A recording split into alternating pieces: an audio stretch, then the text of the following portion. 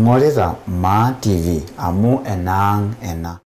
Edward Loure anakuwa Mtanzania wa kwanza na Mwafrika wa 27 kupata tuzo hii ya kimataifa ya mazingira duniani iliyobuniwa na familia ya Goldman Foundation kwa ajili ya kuwatunza wale wachache duniani ambao wanafanya kazi ya kulinda na kuhifadhi mazingira. Sio tu ni washindi wa Tanzania, ni mshindi katika bara zima la Afrika.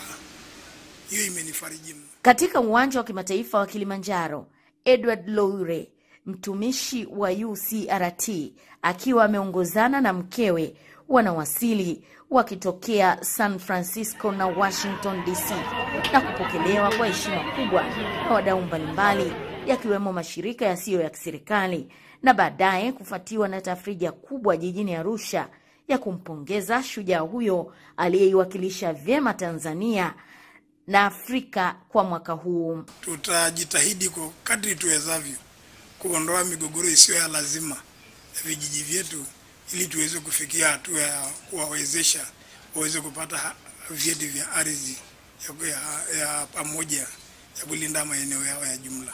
Mnamo Aprili mwaka huu, jopo la majaji wa kimataifa chini ya uongozi wa kiraia wa San Francisco, ambao ndio waanzishaji wa tuzo hiyo, lilimtangaza kijana wa Kimaasai Edward Loure kutoka kijiji cha Sukuro, kata ya Loibosiret, wilayani Simanjiro, mkoani Manyara, mshindi wa tuzo ya kimataifa ya mazingira. Kwa kazi nzuri aliyofanya kule Marekani kwa niaba yetu wote, ni heshima kubwa sana kwa nchi yetu. Anafanya kazi vizuri, habagui chochote. Anaendelea kupenda baba zao na watoto yao. Amekuwa mfano, sio kwa kwetu sisi tu, kwa Tanzania hii. Na hasa kubwa tulioshirikiana Edward ni wahadzabe kupata eneo lao.